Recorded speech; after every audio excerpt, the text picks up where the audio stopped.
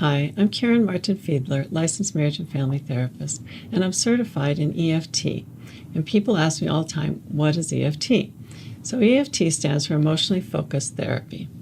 And this is different from other types of therapy because commonly couples will come in and they'll say, we fight all the time, and we just don't know how to talk to each other, and we can't communicate. You've got to teach us how to communicate.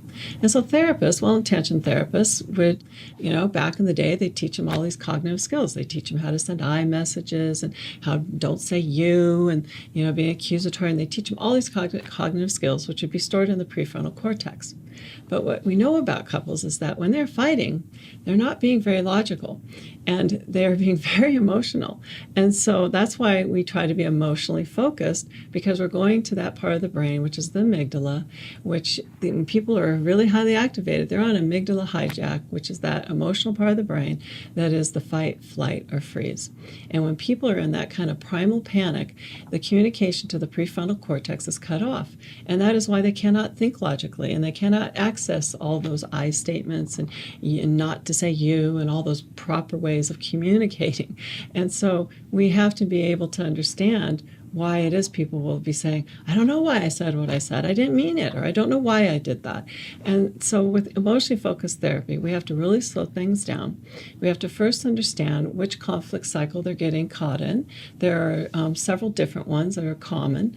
And so we try to figure that out. We try to figure out what are the cues, what are the triggers, what's starting this whole thing up and running, and then what are the raw spots? What are those wounded areas that are hurting and that people are trying to protect? It's kind of like if you had a cut on your leg and I came up and I put my finger right in it, you'd say, hey, bub, back off.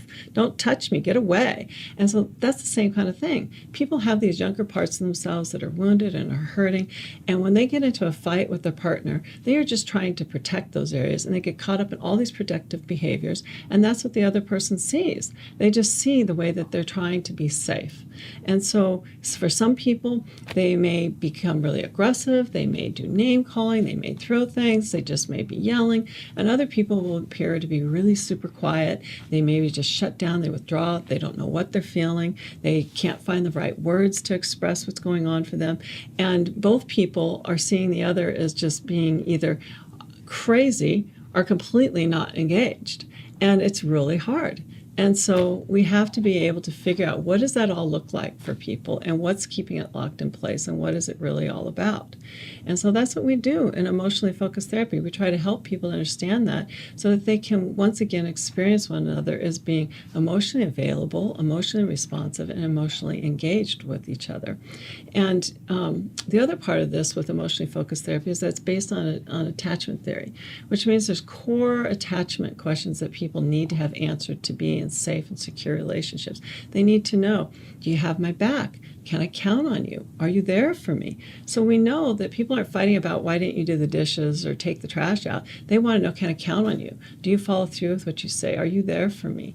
And so those are the core things that we're doing in emotionally focused couples therapy. So if you have any questions about any of that, please feel free to contact me.